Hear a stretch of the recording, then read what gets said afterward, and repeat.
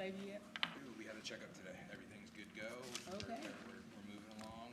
Doctor's hoping it stays in the oven for about another 3 weeks, but that's In the oven. In the oven for another 3 weeks? yeah. Okay. Mom won't like that too much, will she? Pad thai, spicy pad thai. With spicy curry. Yes, no spicy curry, no dates. Alrighty, we'll go ahead and get this meeting started. Good evening, everybody. Welcome to this Board of Commissioners work session. I see we got a full house of staff as well as board members. We are missing John Gemignani. He's traveling for work today and unable to make it, but we'll go ahead and get things going. So, any amendments or adjustments to the agenda as it's been presented? Can I get a motion then to adopt the agenda? So moved. All in favor? Aye. Any opposed? Motion carries. All righty, well, let's go ahead and start up our open line discussion with the Project Advocacy legislative priorities. Bradley, did you have something to present on this one? I can, if that is what is requested of me at this time. Actually, I would say this. Bradley's here to answer any questions. He's the staff member who put it together. I think it's a discussion of priorities themselves. You have a copy of the priorities. So,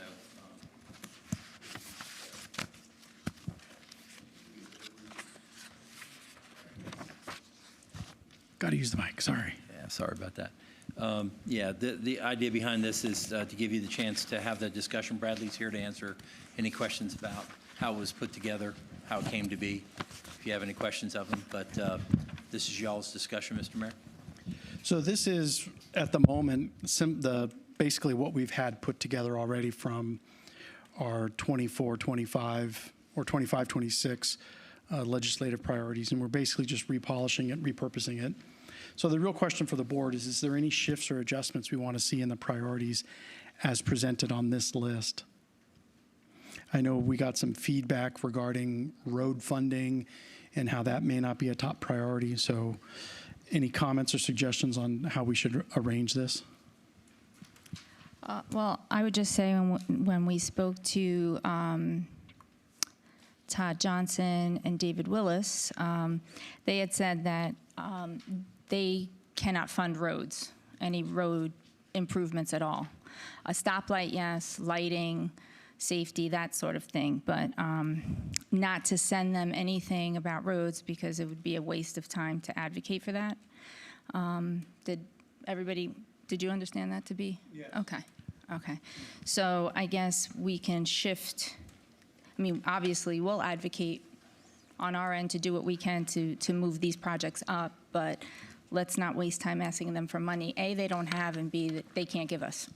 So. Also, I think Deborah Conrad could have some good feedback on all of these items because, big picture, are these items for us to send to the state legislature, or are they items, generally for us as a town? It seems to be sort of a mix, right?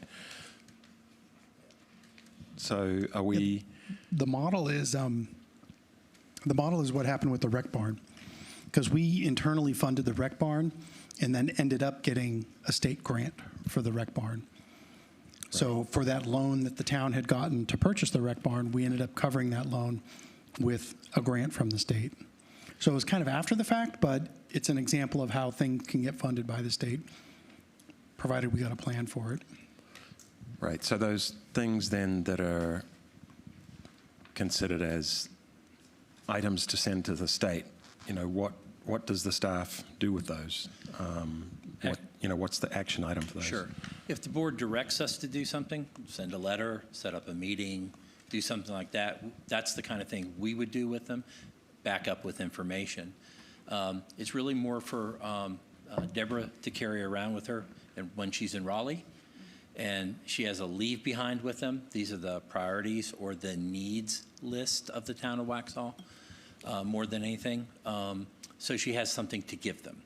So how the priorities are set are the boards.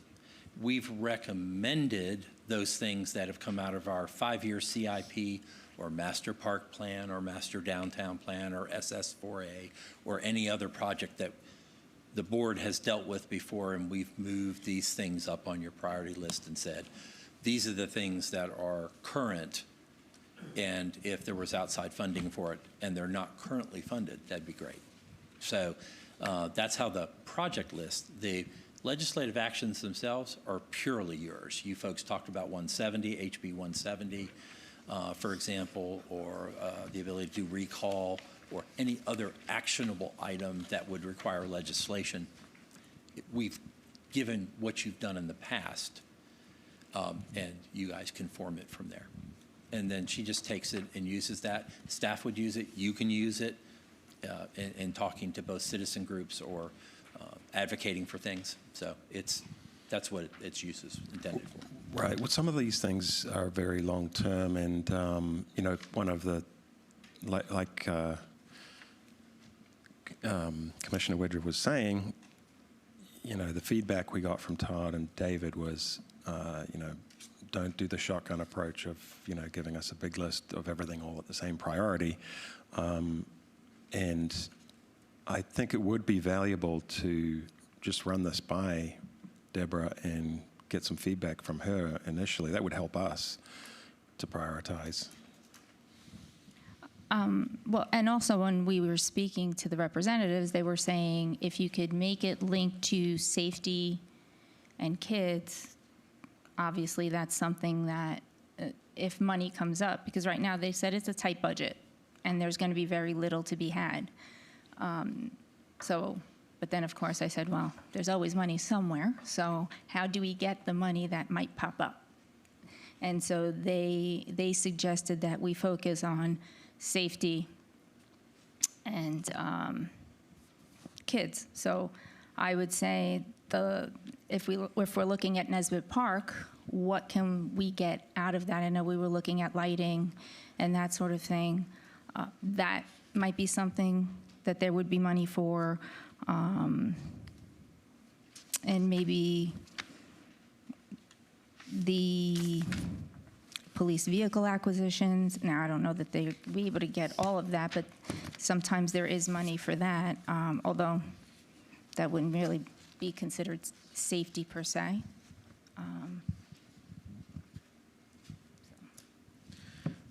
But I don't think it's, I don't think we should be having her ask for the Helms Road extension and that sort of stuff, because it's just not going to happen. I do concur. I think that it's clear based off of our conversations with our legislative partners that we have to readjust our capital improvement projects in essentially the way we have positioned these currently. I know the intent was to essentially give them a menu selection, and the first on the line, of course, would be something that would be our priority A. With that retrospect of after those conversations, I think it's wise to adjust, as the mayor has laid out, how we can reevaluate the scoring presented by staff. One of the things that I also picked up through that conversation is what can be bite-sized and what can be essentially obtainable short-term and long-term. And so one of the things that I pulled out of the capital improvement projects that I still feel that might be worth leaving as a top 5 priority, but not in its #1 category, would be the downtown pedestrian improvements, but not in its entirety. One of my recommendations is to evaluate segregating out those capital improvement projects to something a little more core to pedestrian safety, and also purely reflects our heart and then those downtown connections. I think it's worth leaving somewhere in the top 5, but I believe that we have to bite-size these capital improvement projects for our current legislative situation. With that, I'll be continuing to be more specific. I would also like to say that I think the Waxhaw Learning Center would be also appropriate. It touches directly on essentially a second opportunity for that facility, repurposing and putting a bow on that former Union County Library, now our Waxhaw Learning Center. I think that that's worthwhile having somewhere. in those priority lists, where that is. I'd love that additional discussion. And I would also like to agree 100% on that lighting and safety with that Nesbitt Park safety upgrades. I know it's a big ticket item, but I still think that's a top 3 type of item that it doesn't just serve Waxhaw, it serves our surrounding municipalities as a whole. How many folks come over from Marvin to have interactions in sports and recreation within Waxhaw? I think that those are some great priorities to readjust and evaluate. I totally understood, and it was a learning lesson to understand the way they define capital improvements and what is infrastructure. They do not classify roads as infrastructure. They classify infrastructure as your water and your sewer, not a road, not a bridge or a flyover. As much as I really want to continue to advocate for that Helms Road West extension, it's clearly not a legislative priority based off of the way they define it.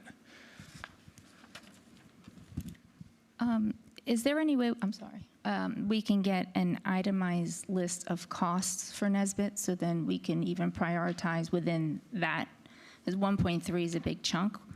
We probably won't get 1.3, right? So let's take a look at how much is lighting, how much are cameras, and let's get an itemized list and go through it that way. See what we could do there. To start, anyway. It's hard to comment on some of these because it's very brief, like huge dollar amounts with a very brief description. I mean, it's hard for me to make a decision. I mean, I want to know how this impacts, taxes in the future. You've got the dollar amounts here, but how do we prioritize based on what we have, what's coming in, what's going to come in for the next few years, that sort of a thing, just long-term tax impact analysis.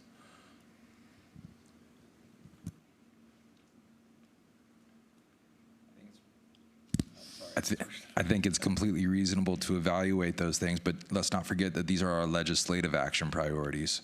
So what are we wanting to partner with our state as a whole, and what fits into their programs? So in an effort not to just slow down, to overanalyze, I do think that it's worth moving forward to figuring out what do we want as our top 5. And let's sit down and let's put our heads together real quick to at least come up with a top 5. Along those lines, I'm sitting here carefully considering some of your comments, and what I would have as a top 5 would be the Waxhaw Learning Center is number 1, the Nesbitt Park safety upgrades is number 2, the skate park is number 3, downtown number 4, and then the pedestrian improvements would be number 5. And I think what would make sense is if all 5 of those were on the first sheet, and then I think to the prior point made by Commissioner Daunt was to sort of weed out some of these numbers within the pedestrian plan.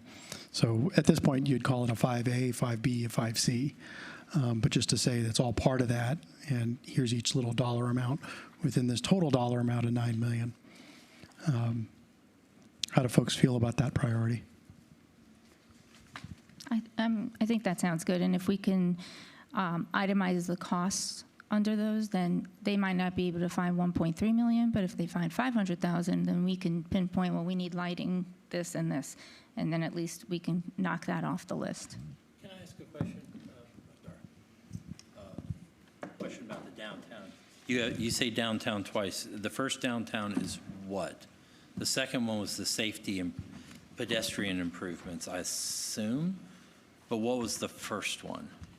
That was the downtown park. Downtown park, okay. So yeah, those are very unique items there. Yeah.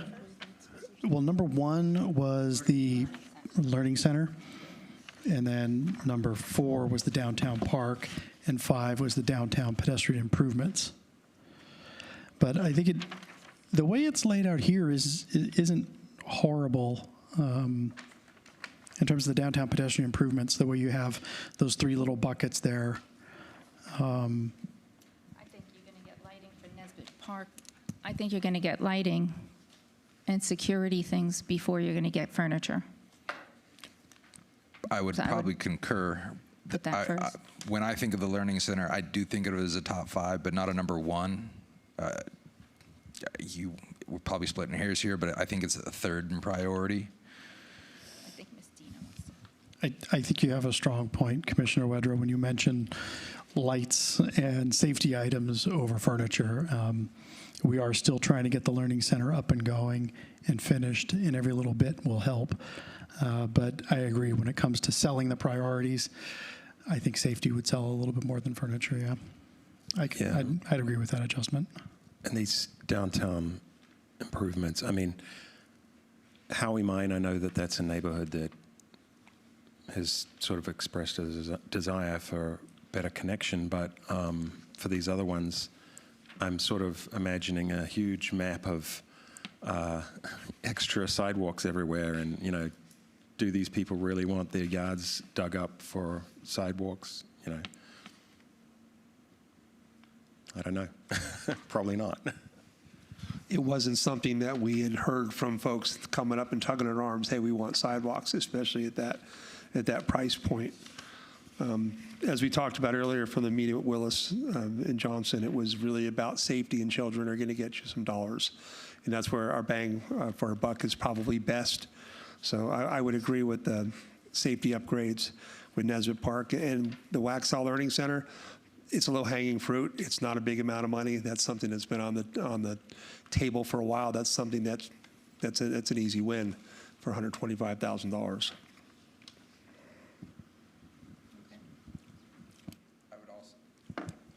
I would also like to add consideration, police vehicle acquisition for a total of 6. I think that's totally worth asking for, even though I know we had a long-form conversation. I'd like to see it still remain on the list. I would like to put that over a Sprinter van, in my opinion. I think that's much more important at this time to keep our patrol officers moving in the right equipment over a command center van, even though I know long-term perspective, we have to consider that in the future.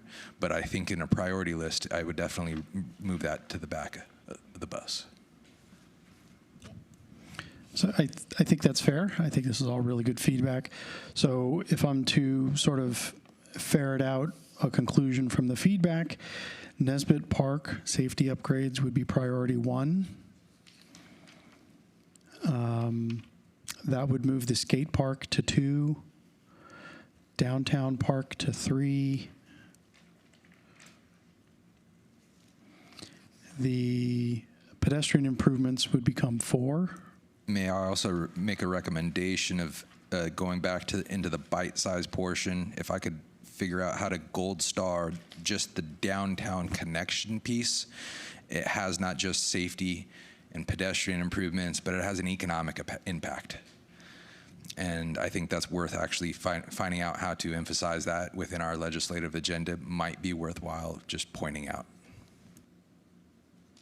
Would it make more sense to just pull that out as a single item then? I would concur with that action. Okay.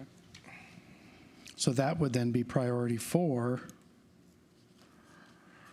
And then priority 5, are we thinking the Learning Center, or are we thinking the police vehicle acquisition is number 5? In my mind, police vehicle acquisition, Safety. then the Learning Center. And then the Learning Center, number 6. So if we can get all of those on the first page, that would make a good, impactful, single-page menu for money. And then again, the second and third page will still exist. It'll still exist in the order that it's in. As far as the road stuff, so are we thinking we will remove all 3 road items altogether, just completely remove them from the legislative agenda list? Yeah, because they can't do anything about it. Based on the feedback that's... Unless staff has the ability to find a way out to call out maybe just the individual multi-use trail and segregate out what they actually could support us with within the Helms Road Extension West. It's at this time, I think it's probably worth removing if unless we can itemize it in that manner. Stop turning it off. I don't know if we were focusing only on capital improvements just now, but for me, the number one would be the policy change of restoring downzone authority. I think we're all in agreement with that.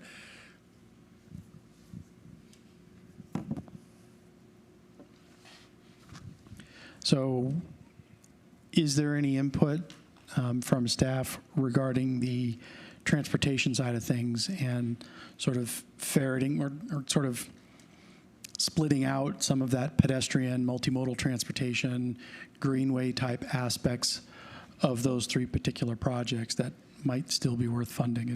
Is there any, do we see any room there that would make sense on those projects? I think your transportation projects are still, they can still be noted as a priority, understanding that funding through the legislature for them is complicated. But that doesn't mean you can't take this legislative guide and not talk to your transportation representative from this region, talk to DOT officials, about that. So you can continue to advocate up different ways that DOT accepts those kinds of things, as well as CARPO, and the other sources that you have to do that. Yeah, CARPO is the whole other sort of facet of this discussion that I know that we're attacking on a fairly regular with their call for projects and their discretionary funding projects that they do. So for these road construction items on a legislative side of things, is there a way to take the priorities as they're listed and highlight that non-vehicle transportation aspect of those projects and how there's opportunity to help fund and support some of those facets of those various projects? So we leave them on the list, move them down the priority, but we then highlight how it's multimodal transportation, how it's walking trails, and so forth, or lighting, things of that nature.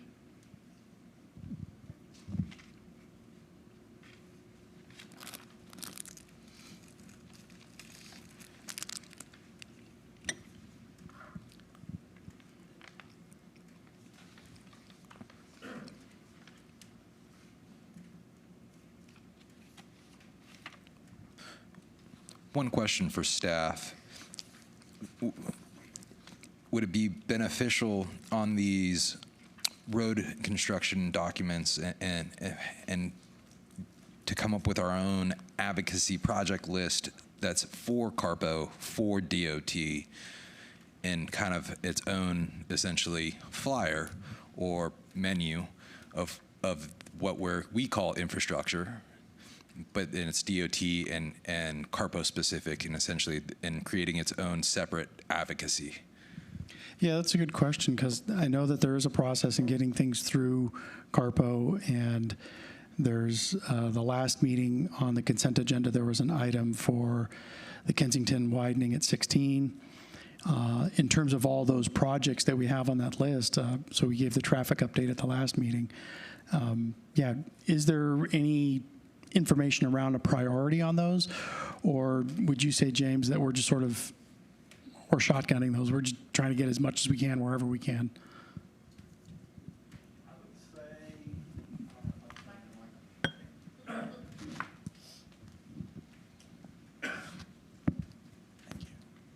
I would say from a CARPO perspective, it's a very data-driven process. So when you submit projects, you want to make sure that you submit projects that are going to score well in accordance with the parameters that CARPO has outlined. So that is always a continually evolving process. I think more discussion is absolutely needed. And yeah, you could definitely create a priority list, and then we can look at that list to see, okay, are these projects going to be competitive? I think you're touching on sort of the key point, and the big word of CARPO is data. And that's how a lot of these things get prioritized on their lists. We can prioritize it one way on our list, but if it doesn't score well, then, and I know James does a really good job in framing these things in a way that they score well at CARPO, so they have a good chance of getting funded when they're available, when the money's there. James, do we have a master transportation plan? Yes? So just stay up here. Yes. Okay.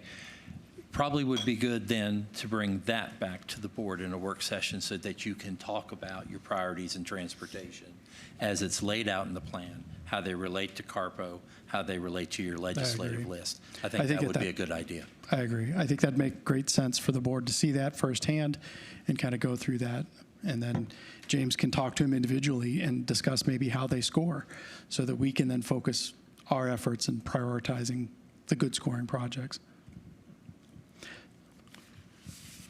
So regarding our capital improvements and our legislative priorities, so I last read out Nesbit safety upgrades would be priority 1. Waxhaw Skate Park would be priority 2. The downtown park phase 3 would be priority 3. Priority 4 would be the downtown connectivity to downtown economic centers, downtown park, and Waxhaw Learning Center, that $2.5 million item. Then priority 5 would be a new police vehicle.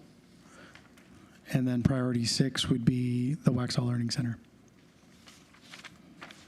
Is the board good with those priorities as I've stated them? And then an asterisk by HB 170. And those, we don't want to forget those off the list, but I think they heard us when they were here. Have an out loud conversation. Is there anything else that needs to be on your list? In regards No. to legislative agenda? Legislative, lawful legislative actions like laws, advocacy for other things. Is there anything else on your list? Nothing stood out for me other than the down zoning, so no, I don't have anything else. We kind of mentioned some things in the conversation with them, but they were sort of things they'd already been working on and struggling with.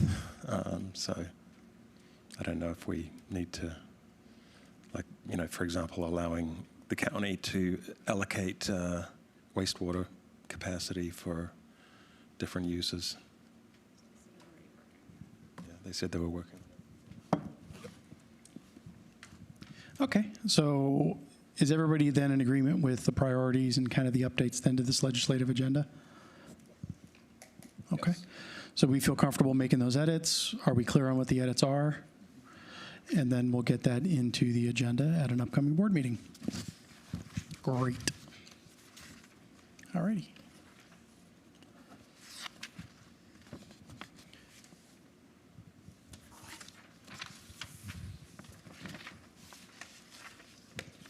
So we have a discussion about the amendments to the ordinance to establish the grant fund for the Helms Road. This is just, it was something that was presented as new business. I just want to make sure that everybody's clear on it. We have our financial expert, our beloved Scott Datsun, here to explain if anybody has any other further questions on that. But this one, as well as the, there was the other ones. Yeah, that was the only, yeah. So I just want to make sure, it's here basically to just to ask the question of the board, are you good with it? Are we clear on it? Were there any other questions that didn't get answered in our last board meeting?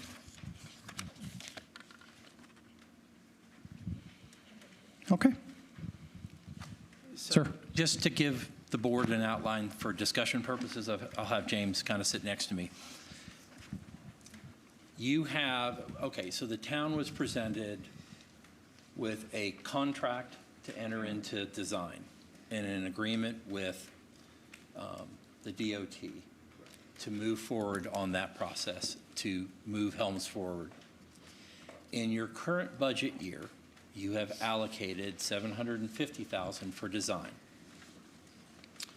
In your reserves, you have designated, or designated is the term of art, 2.5, give or take, million for construction. That is half the construction amount. Okay. Now that construction period is a couple of years out. And when I say a couple, we'll use DOT time to define that. But once design happens, there begins this process where things begin to move differently at a different speed. You go into right-of-way acquisition, which you have not designated in your reserves yet. and you're short on that, and you're short on the other 50% that you have to get to the table with for construction in reserves. That doesn't mean you don't have future funds coming in to cover certain things.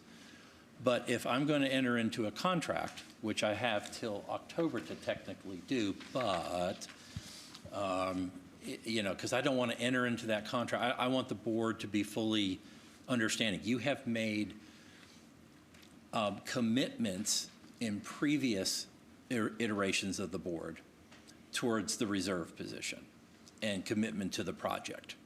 But those are policies. They're not ordinances that say we're going to reserve monies yet.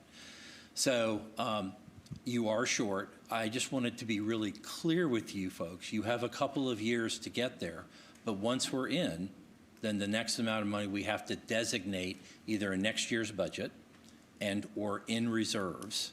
So allocate in the budget or designate in the reserves will be right-of-way. That would be the second phase. Then the third piece will be the other half of the construction. The total project's around $10.5 million in today's dollars. They've projected it out, I think, as well as they can, given what they knew at the time that they put it together. And they have, but your construction, your design process will update those numbers even further. And then you'll know the next number and how real or how close you are to things. Also sets you up, if there are other federal dollars or other state dollars, you can possibly go for those things. That's why keeping them on a priority list are important. But you have not either designated in your reserves or allocated anything more than, again, I'll do it again, designated $2.5 million, allocated $750,000 for design. Missing, other half of construction, $2.5 million, and we estimate around $898,000 in right-of-way allocation cost. So you're throwing around some big fancy words here, and I'm gonna ask for a little bit of clarification, because it sounds like some of these words have a distinction as it relates to a timeline of project and budget.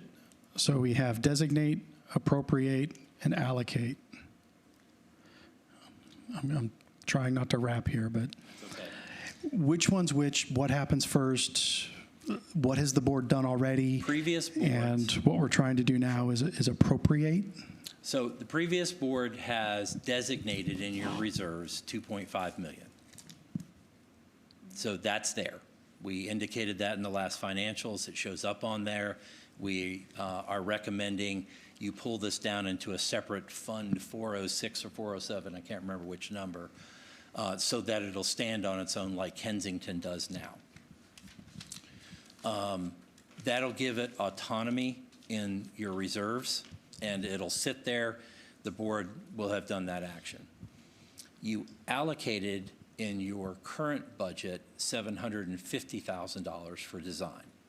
So that is in the current budget year. Those are current dollars. That's not a pull down from reserve. That is current dollars. That's an expenditure. You have not either allocated or designated the amount for right-of-way at around 898, 848. What's 50,000 between friends?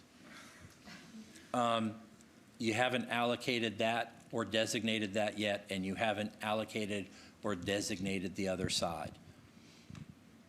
Now, the reason I say you haven't done the designation yet is that you still don't have your audit. The state made that the audit isn't due until February. That's just what they did.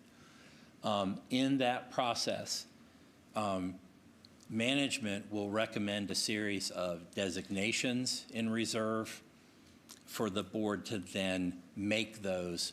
You'll get somewhere with that. We're not sure what the final numbers are yet because we don't have those final adjusting journal entries yet to put into the process. But the board will have a decision to make, and we'll get closer. And then in the budget process, if it's possible, I will probably recommend an allocation in the budget process towards the next phase at a minimum. So I don't get lost in the semantics. You designate funds to a project. You allocate funds from the budget. So you're designating a certain amount of money is going to go to our rose float. And at some point in time, you're going to have to spend that. And then the budget gets done, and then you finally allocate, okay, here are the funds to make your rose float. So in this case, it would be Helms Road. We've designated the funds. Now we just need to allocate the funds. When we're allocating funds, that's also us saying, yeah, we got it. Here it is. Check it out. Whereas when you're designating, you don't necessarily have that money on hand, correct? You have it if you both designate and you allocate. But the word allocate, it's the word allocate that means you have the money, here it is, check out the account. But designating it doesn't necessarily mean the money is on hand as of today. Right. Allocate means you're going to spend it. So you've you're going to appropriated spend it into the budget and you're going to spend it. Yep. Okay. That helps me clarify those three words, and I know you're throwing them around a lot. So thank you. I hope that's helpful to others as well. I think moving forward, we need to do that. We need to be putting money aside so this doesn't hit us when all of a sudden DOT says, hey, we can start construction tomorrow, and then we're like, oh, and our layaway period's over, because that's kind of what this is, right? To oversimplify. So for me, and the board can agree, disagree, but I think we should be putting some money aside every budget cycle to be prepared to just spend it when we need to spend it so it doesn't hold this up. Because if we can get DOT and CSX on the same page and ready to go, and we should be ready when they are, so we're not delaying anything.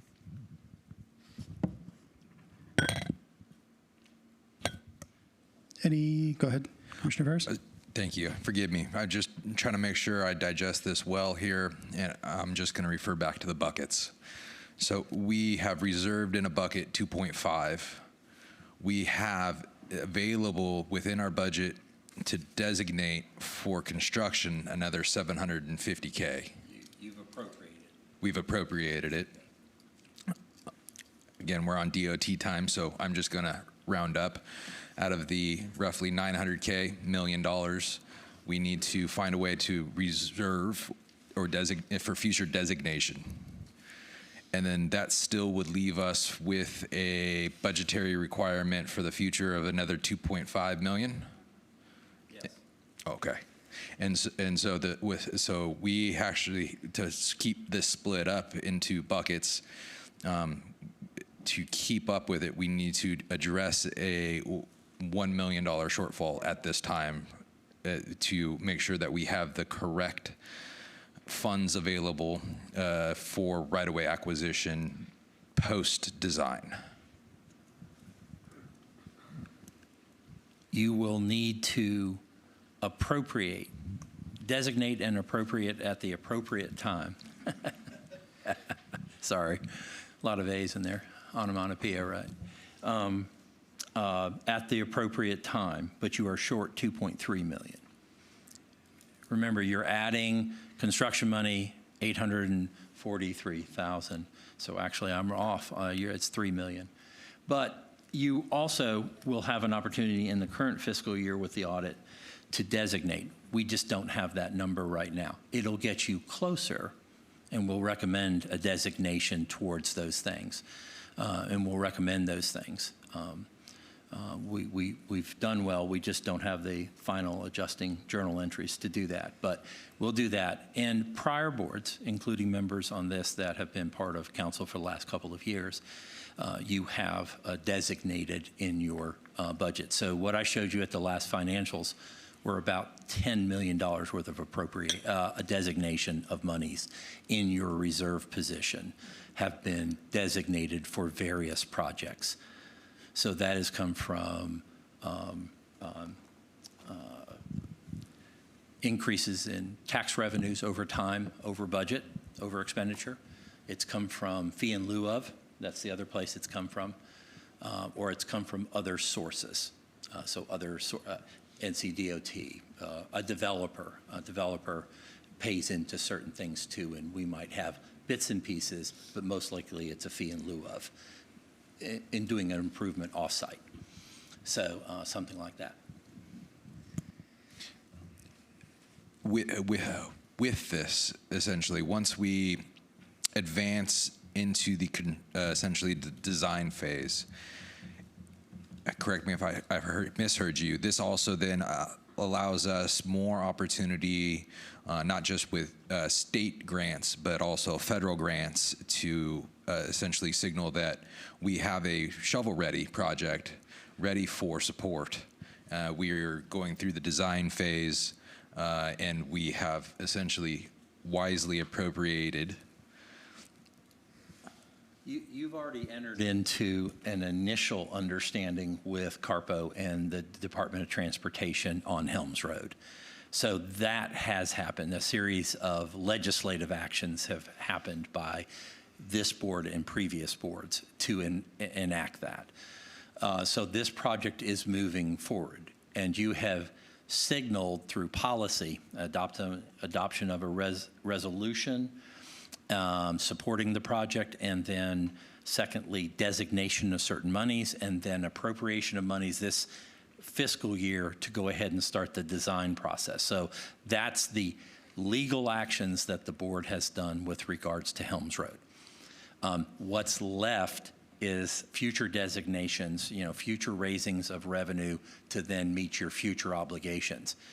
So I started this whole thing off by saying, I have in front of me a contract from DOT to obligate those things moving forward. I did not want to enter into that contract until I was comfortable with you folks understanding how much you're short, how much you have in the bank, what you have appropriated, what you have designated.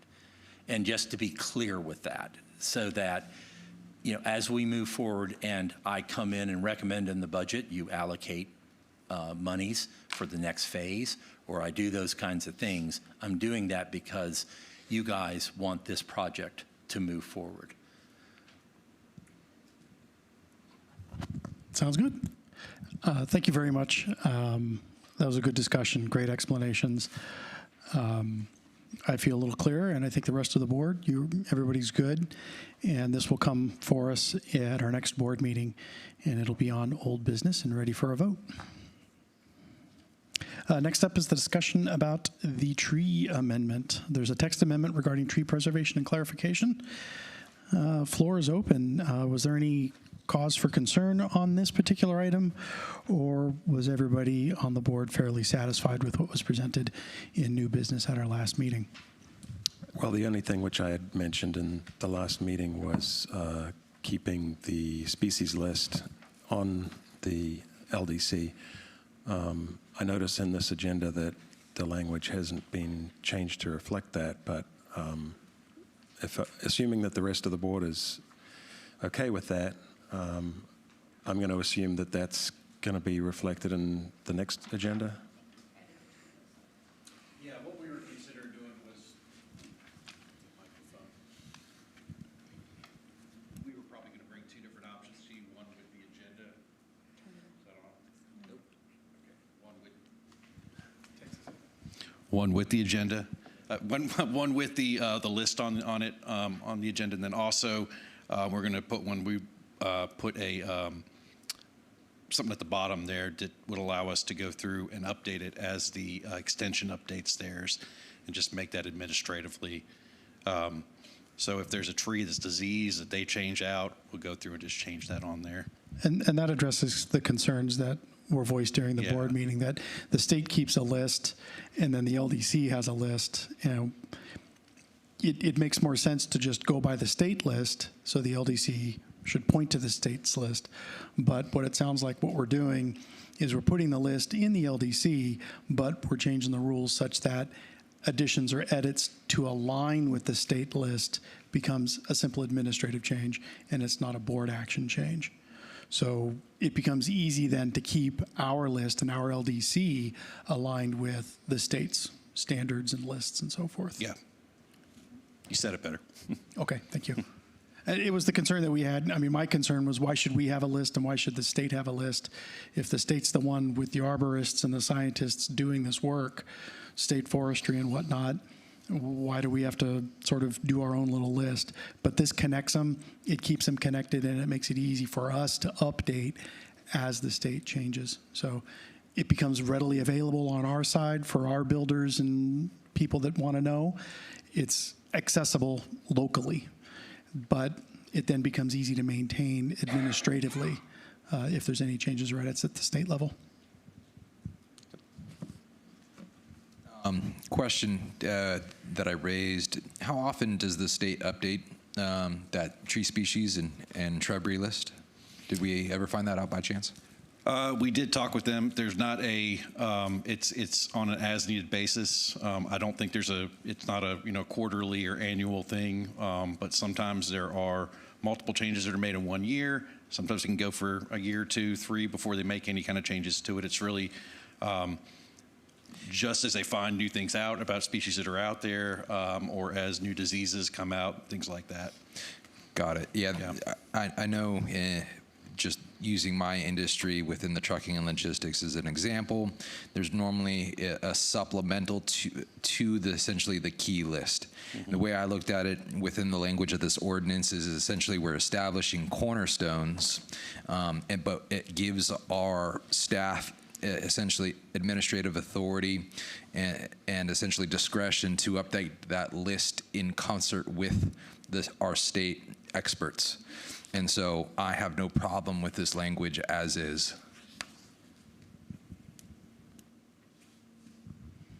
Any other questions or comments around this item? Alrighty. Thank you, Kevin. We'll go ahead and move to the next one, which is the text amendment around the special use permits.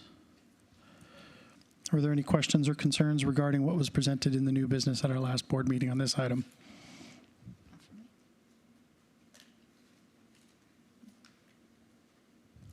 Nothing?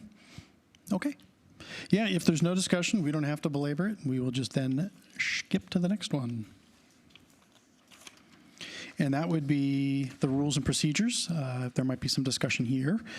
There were some requests to make some edits to the rules and procedures. And I think we have those edits before us. I'm hoping the commissioners have had a chance to look these over. And Barbie, do you want to give us a little synopsis as to what we're looking at here and what's driving this and what we're fixing? Basically, what you're looking at is the track changes of your rules of procedure. These rules have not been reviewed by the attorney since 2021. So there is a little bit of housekeeping there, some alignment, formatting corrections, and whether or not you would like to add some things. There are some added information based on your current practices, and there's a narrative there that pulls out the work session from the special meeting section, and it's in as a work session narrative under your meeting types. So it allows you to meet in this format without having to call a special meeting.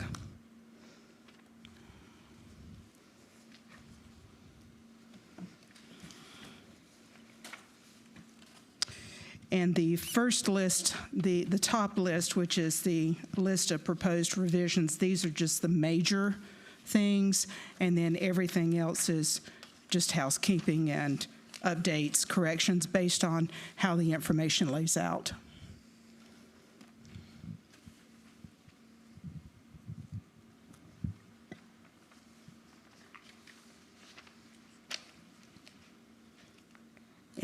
And of course, this is a time that you can change information, add information, revise what your current practices are, and change those as well.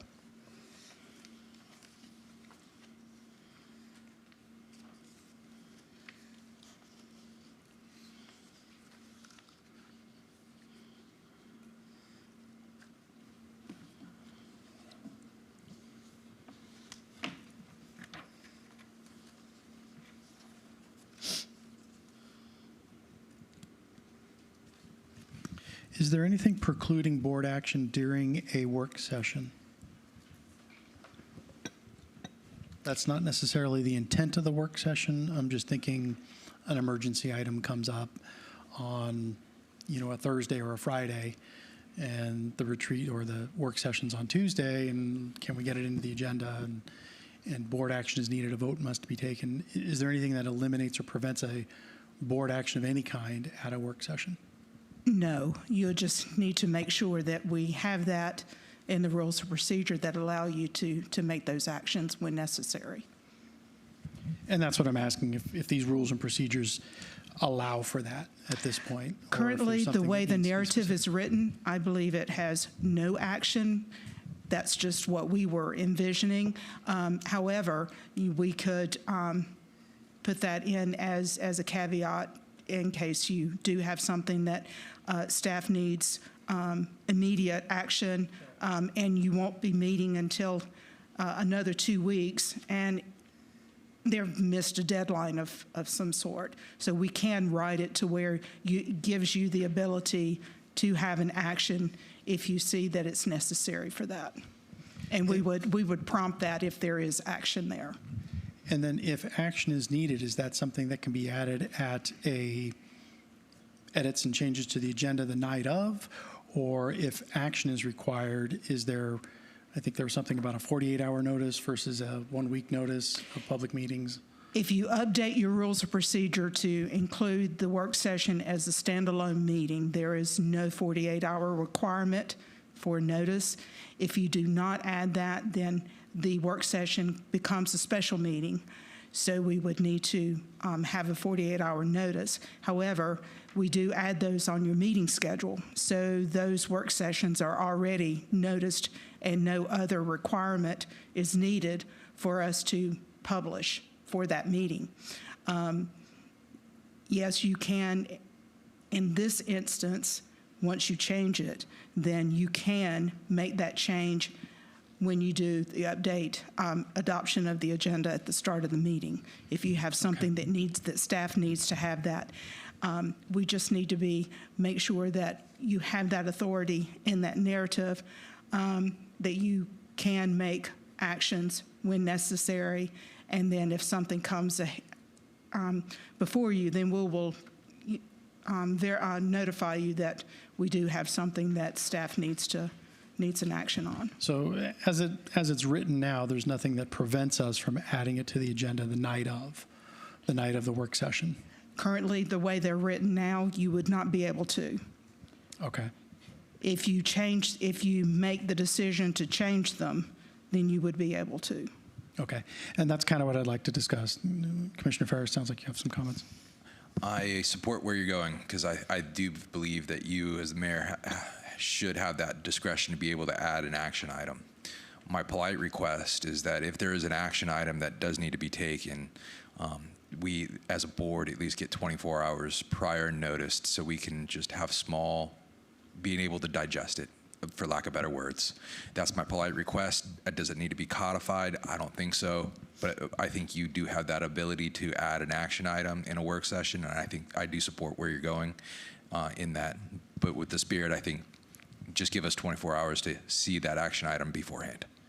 Yeah, and that can be Yeah. I just wanted to make it clear that we're not making it, it would have to be something quick, like a budget amendment, a text amendment, something like that, not, a public hearing or nothing that's going to drag out the work. I don't want to deflect from what we're doing here. This is the first one we're having. It's good conversation. It's one of the only times that we can get together and all be together and really bounce ideas off each other and learn from each other. So I don't really want to deflect from that. So if it's something quick and simple, then I have no problem with that. But I also don't want to make it a habit. Sorry. I agree. The agree. topics that I would think we would probably bring to you is if we have an application that needs board approval to submit that application, for a grant of some sort, or if we have a resolution or a proclamation that comes before us that meets a different deadline than when you're going to meet, then we would bring that to you. I do recommend, if you would like to add a 24-hour caveat to that, then yes, I would recommend putting that in there so that we know as staff to be sure that any information that you see, you get a 24-hour notice. If we have something that is like a quick turnaround, we would definitely communicate that with you to see whether or not, since this is past the, doesn't meet the 24 hours for you to review, are you comfortable with moving forward with that action? We want you to be able to be comfortable with whatever that action would be. Especially when it comes to resolutions. Resolutions, yeah. Yeah. I think a big one, I would be comfortable saying it's got to be in by Friday, end of day Friday. That way the board, I know personally, I like to have the weekend. I've had days where I wouldn't be able to get to something on a Monday afternoon or a Tuesday during the day. You get busy enough. And so I think it would be great if, and I'm perfectly acceptable to the idea of codifying in the language that it's got to be in the Friday before the Tuesday of the meeting, if it's any item of significance, such as a resolution, a budget adjustment, a grant application, things of that nature. And then maybe to the previous concerns, I think it would be fair to list things specifically saying this does not account for a public hearing. It doesn't account for a rezoning application or any of the big ticket items that tend to take a lot of time and attention to go through in the meeting. Things that require a lengthy presentation, as an example. Text amendment. Sometimes we need a little more time on a text amendment. Text It amendments, could be quick. yeah. It could be long. That's one that could be varied. But I think your best example was the idea of a grant application. Mm-hmm. If someone changes the date. And then the other thing I was thinking is, just tonight, we're talking about allocating funds. And I think that that's one of those things where, okay, the builder is suddenly, oh my gosh, how did this ever happen ahead of schedule? And they need the funds allocated immediately.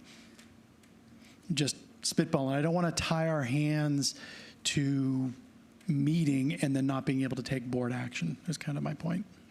Well, we would go through, the town manager and myself would evaluate those situations, and the town manager would make that call whether or not he feels that the board needs to act on this immediately or could wait till the Tuesday meeting. So we would assess that on a case-by-case basis. I think that'd be great. And I think to wrap this up too, I think, are we in agreement then that having any item done by Friday end of day would be sort of the minimum requirement? Yeah. So I think we should write that in, and then whatever language you want to have to basically explain that it's an item of minor consequence, and something that isn't complicated, I think is the main idea. Urgent nature. While being urgent in nature. Thank you. I think that, yes, and perhaps that should be specific as well. It has to be an urgent item that can't wait till the next board meeting. And maybe that's, yeah, and maybe that's the key language is items that are urgent that cannot wait till the next board meeting at the manager's discretion. Yeah. But just keep in mind that we would not bring a public hearing to you because that's Correct. That's a 10-day public notice, and that needs to be advertised. So That's the one I was thinking of with the longer notice. That would not ever come on as a work session item. Okay. Regarding the order of business for regular meeting, our attorney noticed that we aren't actually following because it used to say at the end general public comments, and we never did general public comments at the end. But what I wanted to say was, just looking at this section, and this is an item for later in the agenda for this meeting, but while we're updating this, can we add the board response line after public comments? That would need to be a 2/3 majority who would want to add that.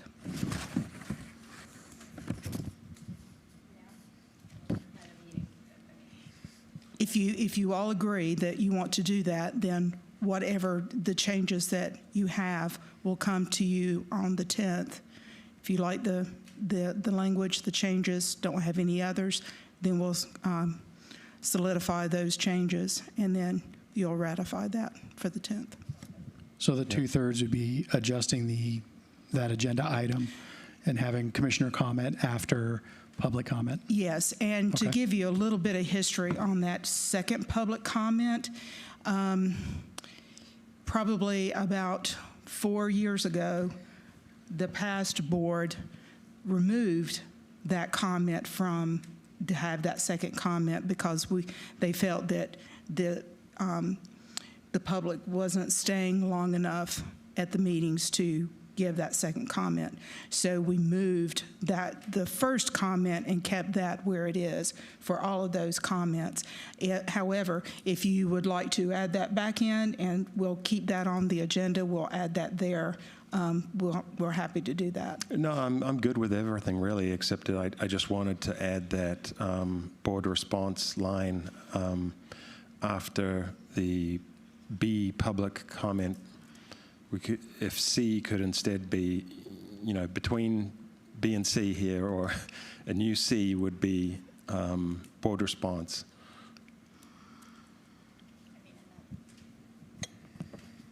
And that would only be, it's not mandatory, is that your? Yeah, not mandatory. It's just an opportunity, a prompt for the mayor to say, does anyone want to respond? Gotcha. Nobody's, Yeah, no, I'm just making it clear so we. got a gun to anyone's head. Yeah. And is that a response for one of the public comments during the general public comment? Is Yeah, that it's what just you mean? because then the public don't have to wait for the whole rest of the meeting for commissioner. I mean, we would still do commissioner comments, right? But Correct. if there was something we could just quickly give a response to, that might be all that somebody wants, and then they don't have to wait for the whole meeting, because it might not be addressed by somebody until the end. But if it's just a quick response, then immediately after public comment, the mayor can say, board response. If there's something quickly that can be said, it's an opportunity. Would you want to add that in the general comments once they're finished? The mayor can do the same thing at the general comments if you find something that you might want to respond to based on what you just heard from the comments, rather than waiting till close to the end of the meeting to provide that response, just in case that person needed to leave before you That's could what he's respond. getting at. And so everybody will speak, and then the commissioners can then speak. Yes. And then we'll do the consent agenda. Yeah. Yes. Exactly. Yes, That's what you we're would looking at. have that opportunity to make that response if necessary. Yeah. And then that way the person will hear that response sooner than waiting till close to the end in case they had to leave. Yeah. And everything else, everything else can stay the same. I'm just proposing to put in between B and C there, the board response item.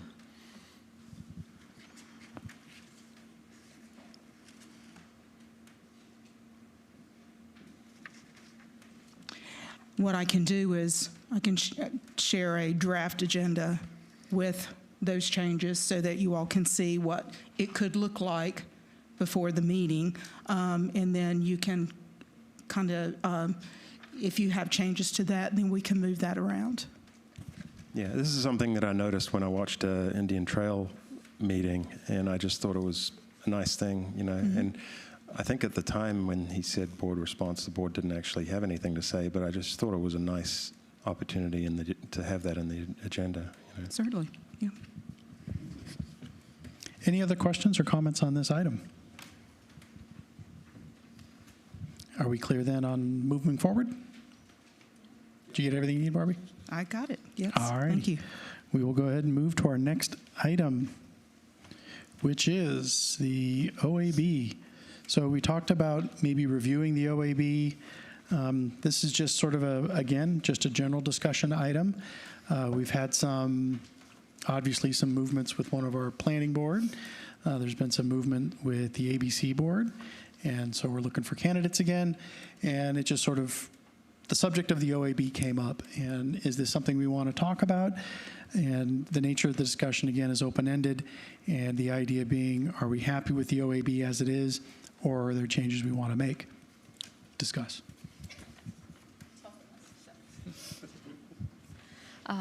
Well, I was thinking that we can use the OAB process similarly, but add a board member or two to that process.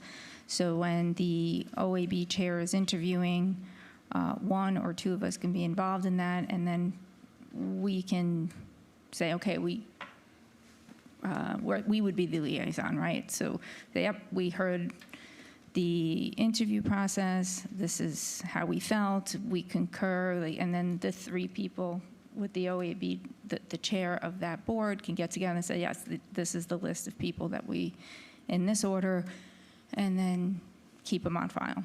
And that way, it's not, last time it was a very lengthy process, I just think it would be better for either one or two of us to be available for that, and that could be done in person, via Zoom, on the phone, whatever that interview looks like, and just do it together so that we don't have to drag it out. So you're suggesting one or two commissioners serve on the OAB, being present in a manner that's convenient to them. Again, Zoom, in person, however the OAB is meeting. Yeah, I guess whatever we're allowed to do is kind of one. Right. Currently, what the process is now is the clerk's office receives all the applications for all the boards. We put those in the prospective boards. We contact all the OAB chairs, vice chairs, or designee, whoever's serving at the time, provide the applications. We have an initial meeting. They get their parameters as to how long they have to interview. They review, interview, and then they recommend.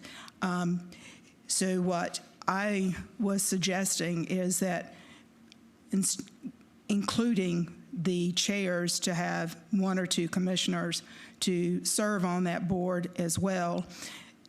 The interviews could either be the same way that we've always done it, or we could do it all together. The clerk's office would set up all the interviews for each one of the candidates. We'd set up a Zoom meeting, and then we can interview all of the candidates at those prospective times. They would fill out a matrix sheet, which is a ranking 1 to 5, 5 being the best, 1 being lower than the best. And then based on that ranking is who gets recommended for appointment. And then we use that ranking sheet, the clerk's office uses that ranking sheet to fill any other vacancies that come on those boards, in throughout the year. So I think that would be a very good process for us to go moving forward. Everyone has value into the process, and then the commissioners can report back saying, yes, we interviewed those candidates. These are the ones that we recommend. I solidify that we appoint these candidates as presented. Do we want to say 2, or do we want to say up to 2?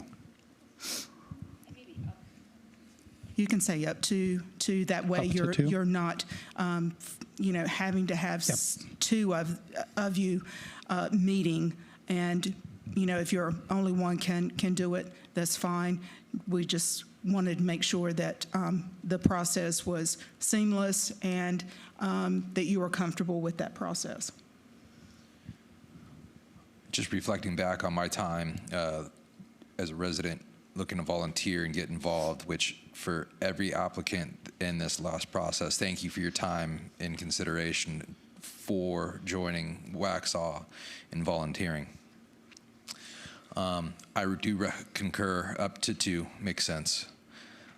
For me, I went through a slightly different process because I applied during COVID to volunteer and was interviewed via Zoom. I have also conducted the interviews as a member of the OAB in person. I think there's merit to have the Board of Commissioners there, part of the OAB process, still letting room for the chairs to conduct the interviews. But yet, I totally concur with Barbie's point in having that a little bit more formalized with partnership with our clerks team, and how to go about that. I'm not 100% certain if it's in person or Zoom. I'd love to hear your all feedback, because in my mind, in person normally speaks more, and you can tell more via in person than compared to Zoom. Well, I always like doing it in person, but if someone's not available because they're working in Uptown, I don't want to discourage someone if that's how they can meet. I don't think it needs to be uniform across the board. No, and they have the option to either do it by phone call, in person, or by Zoom. Lots of folks find it convenient for them to do it by Zoom, but they also like to do it in person. So it's just basically we give the applicant that option during that initial discussion with them in setting up those appointments. So the way I'm envisioning is be the chair, up to 2 commissioners conducting the interviews together, so that we can come to consensus. Correct. It would be the entire board, because there's only 5, basically. So it wouldn't be a very big room, but it would be everyone. So all the members would hear all the candidates, Okay, because yeah, that's what I mean. sometimes we find that some of these applicants may not fit that particular board, but may be good for another board. So then that gives us the opportunity to ask that candidate, would you consider serving on another board if you were asked? So that way we can do cross interviews based on that, and then those chairs can write that information down, and if need be, we can always do a second interview for that particular person for that particular board. Sounds good. Got a question, because I'm new to the process here. So when you have a positional vacancy and you get, let's say there's 10 applicants put in for this position, is there a grid system to grid out the resumes, or are they all interviewed, all 10? It depends on whether or not they're a statutory board. If they are a statutory board, then it's residency only. So that's one of the processes that we go through in weeding that out. If it's just an advisory board, residency is not required. So we do have a little bit more to figure out as to what the other qualifications they have. The clerk's office does not weed those applicants out. We allow the OAB to do that process. So based on what the rules of procedure are now is we interview all the applicants and we rank them based on what that process is and how they answer the questions and what their qualifications are. And then from there, based on what's ranked on that sheet, is how we put them in the slate for the board. There are sometimes we have midterm vacancies. So one of those members could be filling a midterm vacancy. Or it's a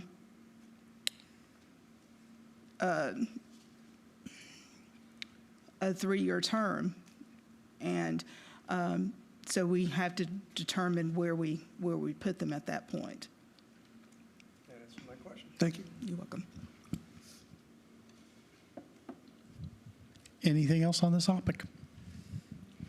Alrighty, it sounds like we have a plan. We all agree. We will add text that allows up to 2 board members to serve on the OAB. Otherwise, we're not really making any other changes. Okay, so what I'll do is I'll update the rules. I'll put those in track changes, and they'll go before you on the 10th, and you can decide if you want to change any of that language. Sounds like a party.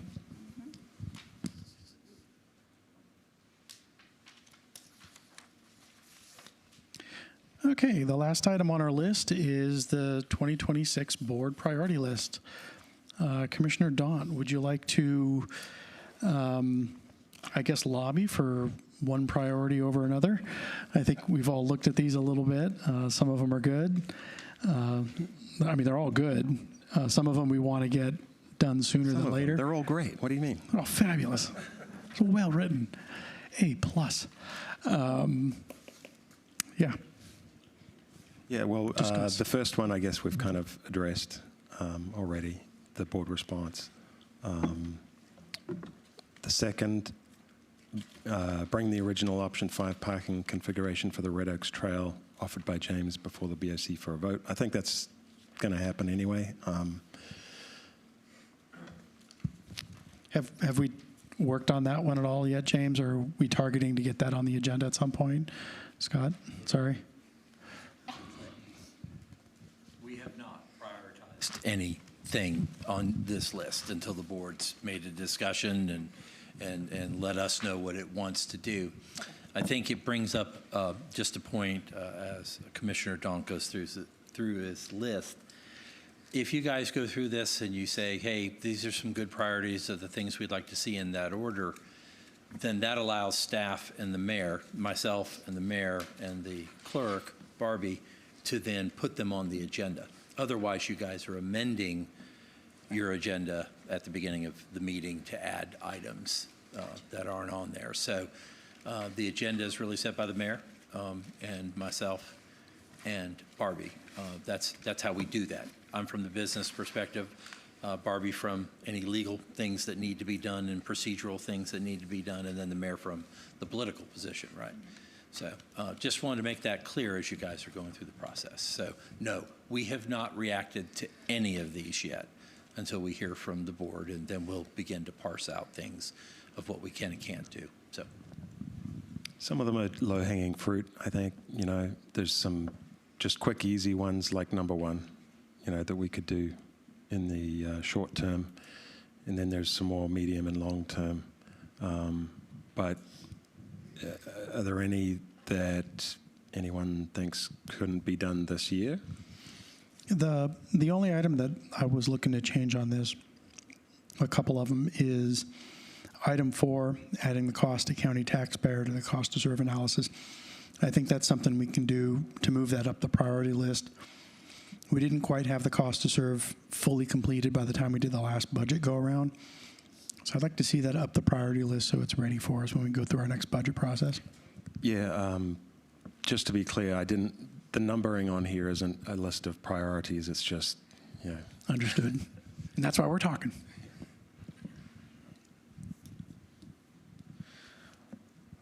I know for me, the Red Oaks Trail, it was weather dependent, was some of James' comments.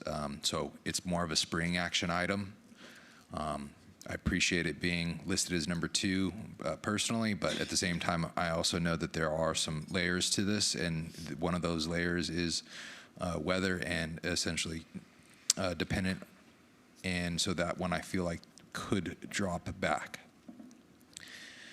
One of my concerns during a review was number 11, and the lame duck decision item. And this is just me trying to apply my training and my time that I spent, and learning some of what was based on the UNC school government training and my understanding, which I think this would, and I would love to get our attorney's opinion on this, be outside of our statutory ability. I think that this is essentially putting limits on our duty to vote. And I have I'm a little concerned that this action would not be grounded and would lead us down some troubling waters, and possibly in the future. And I recommend that number 11 be removed from action items. Did you have any thoughts on that one, Matt? Sure, and I'm happy to talk further about it. I do have some concerns about it. I think when you take office, you take an oath, right? And that oath is to fulfill the full term of your elected period.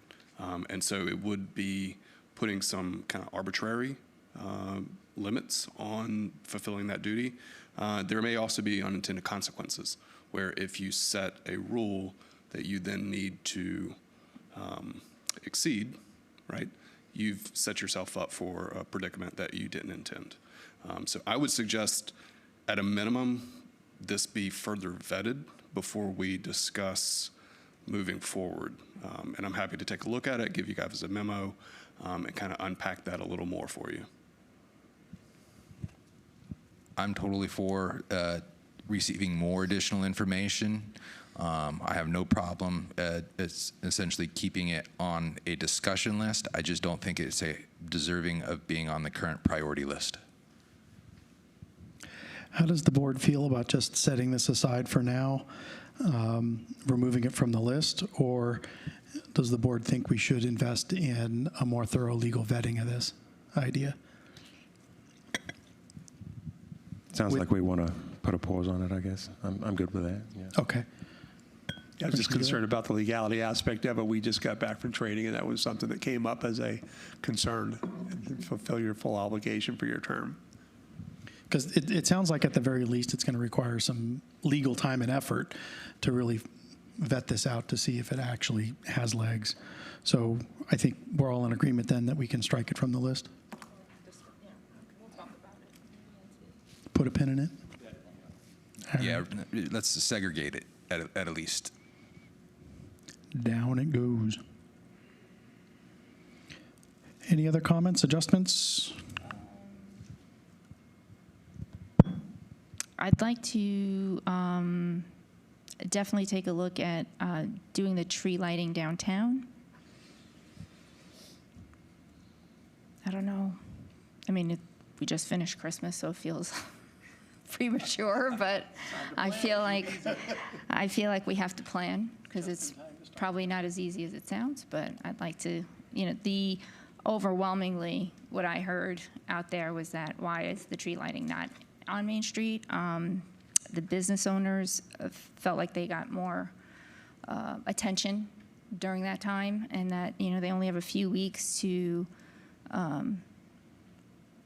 make money before it dies down in January on Main Street. And so they felt like that although it's beautiful in the park and the tree in the park is beautiful, sorry, Dina, but once people are done with the tree lighting, they leave, because we have a lot of activities and it's fun, but anybody with little kids that are out for 3 hours having a blast and eating cotton candy, they're sugared up and tired by the time their parents are ready to move on to the next thing.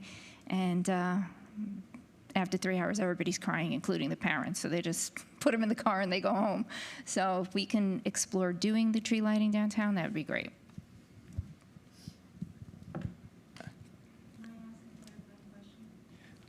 Please.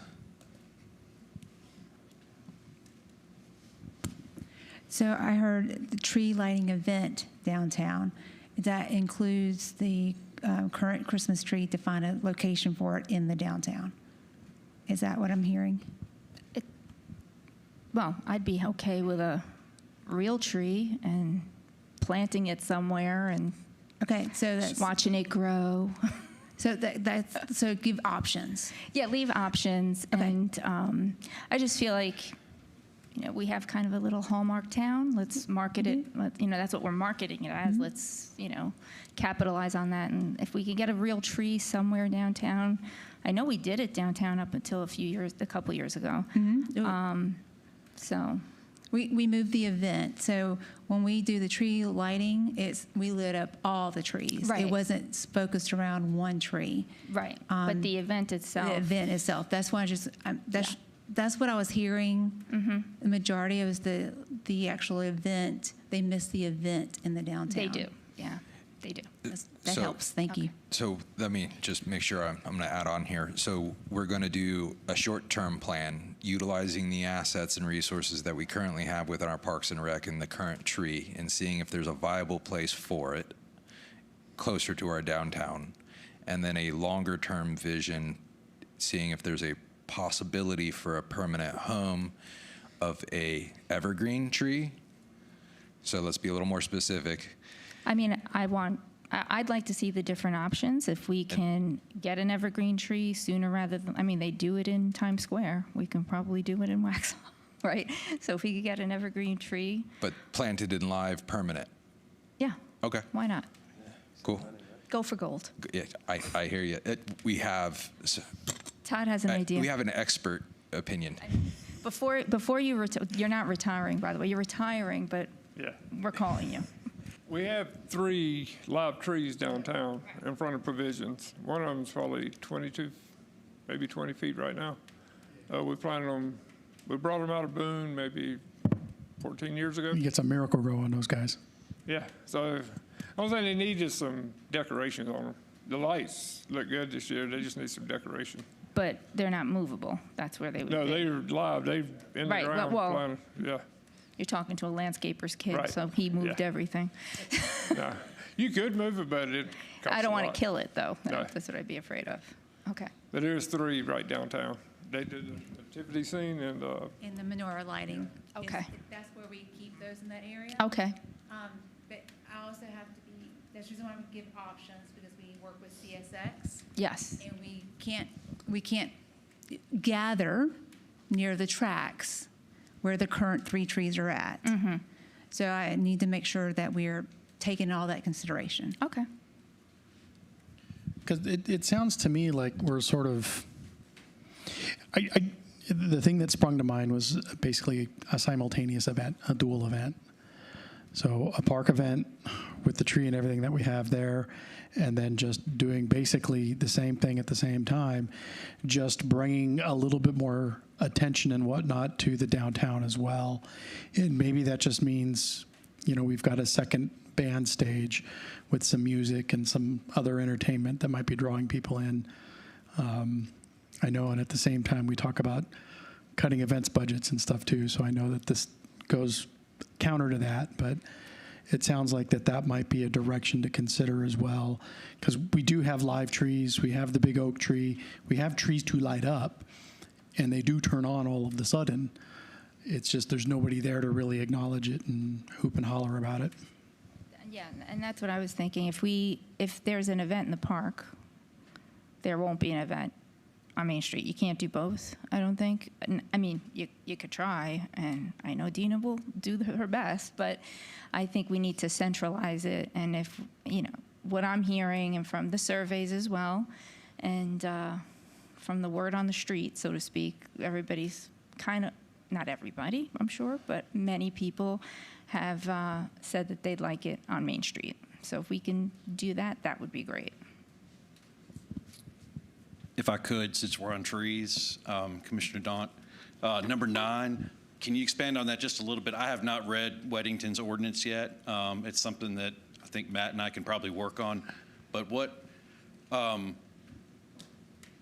could go a bunch of different ways. Are you looking at just no clear cutting specifically, or is it trees that are on plans that they're removing before they develop? What kind of is the overall intent there? I forwarded a link to the exact ordinance to the town manager, so I know they spent a lot of time on it, really crafting it, and so if we could just, for the most part, it would probably be just copy and paste, Yeah, the nuts and bolts, I've spoken with Jim Bell about this at length, and the nuts and bolts is to save the big ones. And the idea that a tree that extends a certain diameter starts to get cost prohibitive to remove. Right. And that's what is built into there, to sort of preserve the biggest trees whenever possible. Just a little more nuanced, are we talking specifically about larger scale developments as opposed to single family lots, existing lots of record? All those sort of things are things I think Kevin and I would have to unpack as we develop this, because there may be limitations depending on the authority that we would have for certain regulations that you might be desiring to do. So just keep that in mind as we Laws that come into it too. Correct. There are other things we can do if they were to invoke, it was a forestry operation or whatever, then there are actually, I think you can delay development of that property or permitting for up to 3 years or something afterwards. So we can codify that if we don't already have it. But we kind of need to know which direction to go. The main vision is on development, so it would be for developing new land. I know I've personally had a situation where a large tree becomes a hazard, Yeah. and it has to be removed, and we don't want to burden the property owners for stuff like that. And if it is a single unit, you got a big tree, it's like, we just really want the pool. Okay, it's just one tree, you're probably surrounded by other vegetation. The goal is to really preserve the large trees that exist in that natural space that hasn't been touched in a while, and try and make use of those trees and make it cost prohibitive to just simply clear cut and remove everything. So it is sort of an approach to control the clear cutting whenever possible. If I may expand on that a little bit. So yes, codifying that language in that forestry operation that may or may not occur prior to development, and codifying that, I think would be wise. I think what Commissioner Daunton, I just took a peek at that language, trying to better understand it. I think what he might be, because in our ordinance, and I will lean on staff to confirm this, that we already have some of those frameworks in place for major subdivisions. We incentivize it on major subdivisions, but it's also primarily in public spaces. I would need to talk with Matt about on the residential side of things. There may be some legal issues with preventing trees being removed once the lots are done and the houses are on them and everything. Yeah, we can check in. We can look at that. So I think that it's pre-development, and then to include minor subdivisions. In that aspect. So not just major, but also minor subdivisions. Because I do recall a project in the past history where there was possibly some trees that may or may not have been able to be saved, but it was a minor subdivision. So they got to kind of move it along, and not take that and not weight those tree preservation initiatives.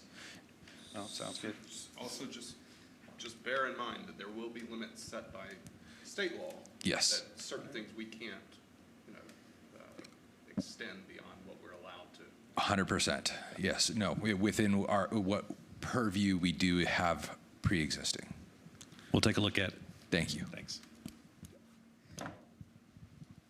And then I guess the Red Oaks Trail, I know that James had said during the meeting, it would probably be about April. You can't do anything now.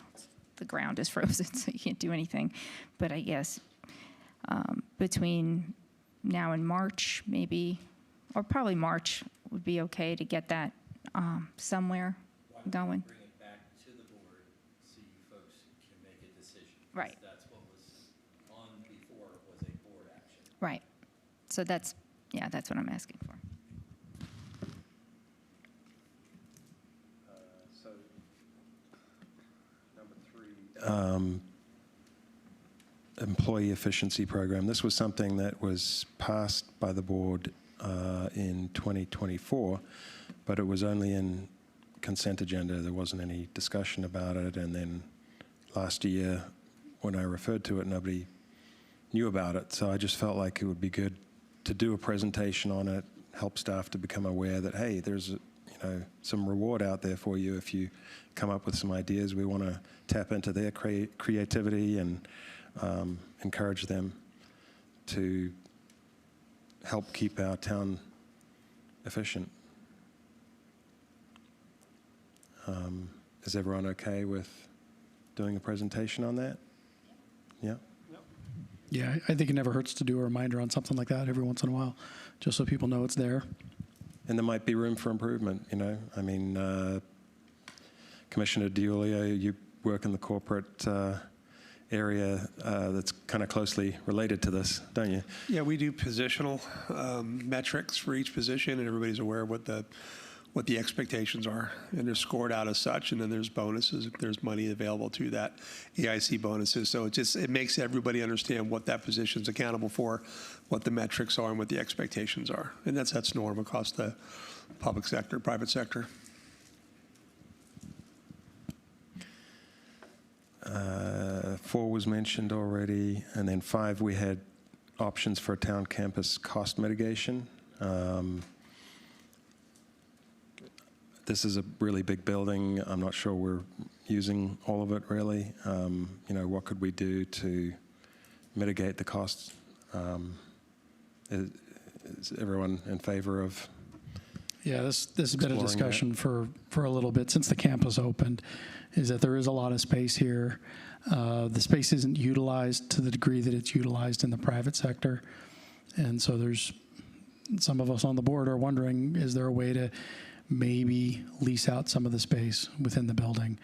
A few offices, several offices, adjoining offices, and so forth, to try and curtail some of the costs that were incurred actually buying this building and maintaining the building. We have, what is it, like a $1.5 million note every year, and then we have, $300,000 to $500,000 in facilities and maintenance costs. And if there's anything we do to get some of that money back by leasing out the space, that's something we'd like looked at.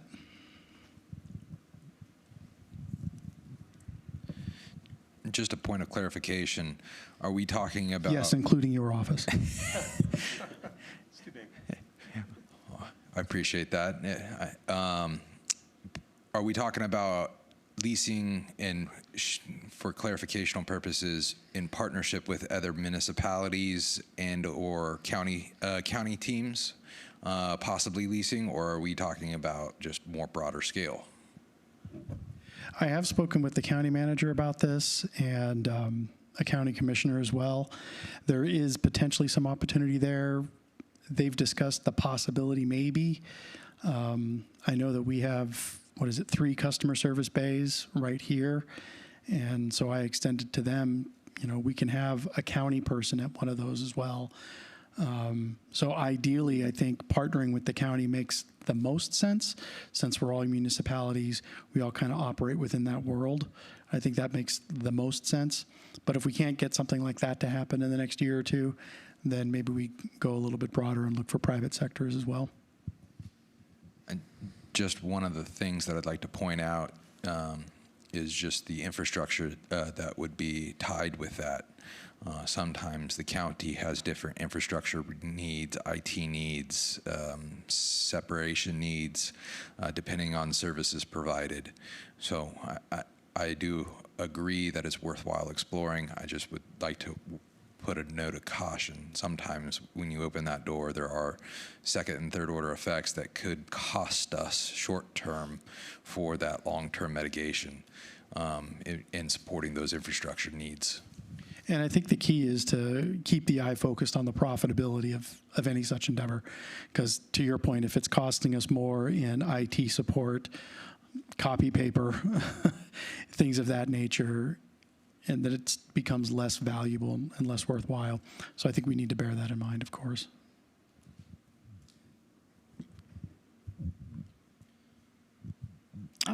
I would say a resolution for HB 24 is probably pretty easy to do.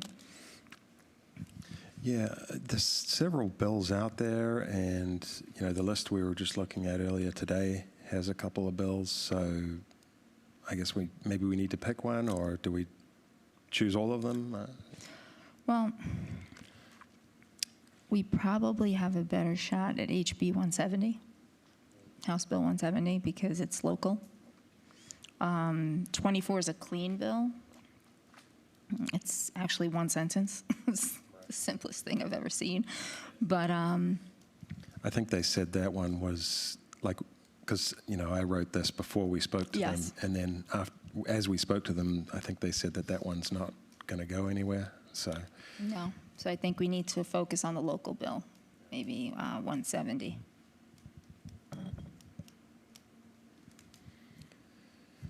Yeah, I think it would make sense to have maybe a single resolution that lists out HB 24, H 170. And I think the language that we would want to encompass is H 170 or HB 24 or similar language. So make it broad so that you're specifically listing them, and then also say, or any other bill that contains similar language with the net effect of regaining local control over zoning and density. And because, that would be the resolution overall is local control of density and zoning. And then you would be listing these House bills and Senate bills as examples, and then maybe specifically list then the language you want to see. Continued local control, support for local control. Sounds good, yeah. So, I mean, this has been a really good discussion, and I think to kind of wind this down, what do we want to do from a priority standpoint? Do we want to say, pick two or three of these and say, let's work on these in the next quarter? Or do we want to try and grind through all of these? We've taken one basically down. We've got one that's already done, so we're down to 10.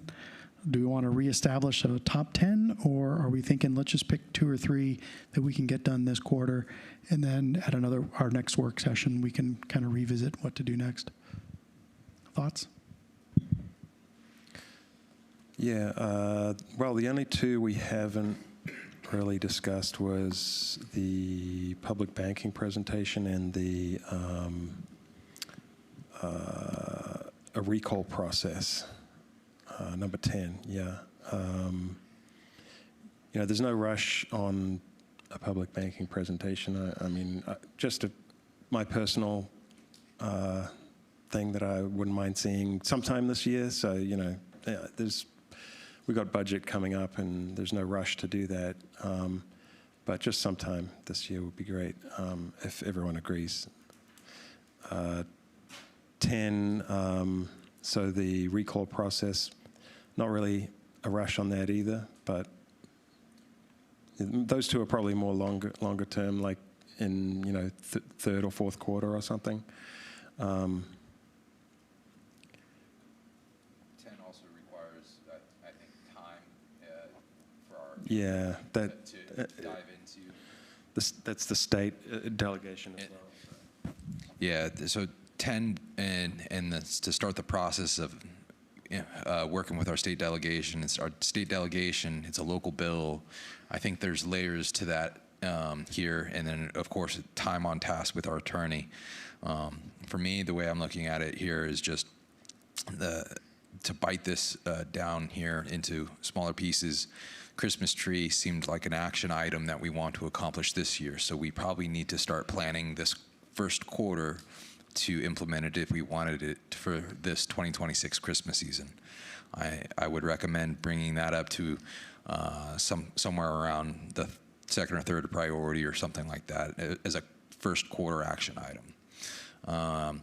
The board response, it sounds like something that's an immediate low-hanging fruit action item, so we can go ahead and put that as number 1. We all are in agreement that we can kind of push back the option 5, Red Oaks Trail. It is weather dependent, and so we can maybe roll that back into March, or so the tail end of this first quarter before opening up the spring. I think it's reasonable to also then go ahead and take a look at seeing if, I don't know if it's accomplishable this quarter, but to go ahead and do the presentation of employees and efficiencies within partnership with our town manager. And that seems like something that may be to put on this quarter's agenda, that or the campus mitigation. Yeah, the efficiency program already exists, and so I did forward an email, the email chain that brought it about. So something we probably could do fairly soon. I mean, it shouldn't be too difficult to do a presentation on. Yeah.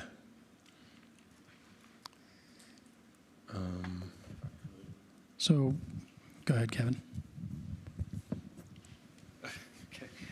For number 9, if that's something that the board is in consensus on, we have I guess it would be an omnibus bill of text amendments that we're probably bringing to y'all probably late spring, early summer.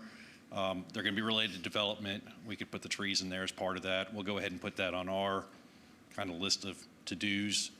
That'd be a second quarter kind of list, I guess, but we can get that before you guys around that time if you're all right with that. I support that. Okay.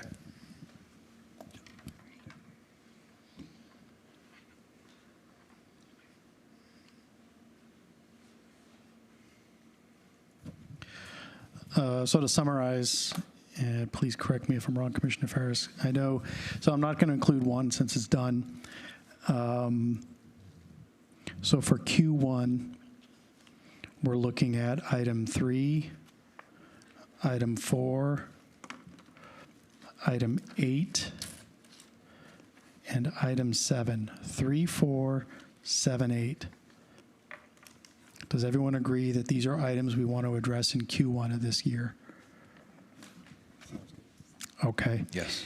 And then it sounds like for Q2, we've already got item 2 and item 9 queued up for Q2.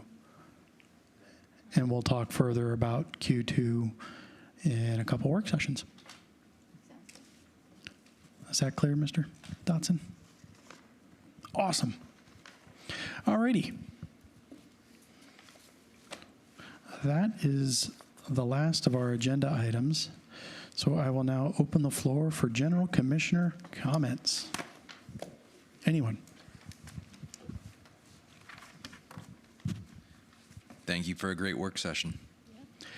I thank you. This has been a fabulous work session. So comments from the mayor, this has been good and productive. I think we made good progress. We talked over a lot of good items here. And this is basically going to be our new culture. This is what we're going to do moving forward. Scott and I have talked about this at length. It's something that is more representative of the best practice in terms of municipal government. So this is what we want to establish as the culture of Waxhaw, and this is what's expected moving forward. So we'll keep doing this. If these end up long, they end up long. If they end up short, great. But we will do these once a month, and then we'll do a board meeting once a month. So thank you, everyone, for attending, and thanks for everyone's input. This is a really good discussion. Thank you. Do we need, looking ahead, our next. do we need a motion to Just looking ahead, our next board meeting is on February 10th at 6:30 p.m. at the Town Hall Chambers, where we're at today. And without further ado, can I get a motion to adjourn? So moved. All in favor? Aye. Any opposed? All right. If you're opposed, you can wait here.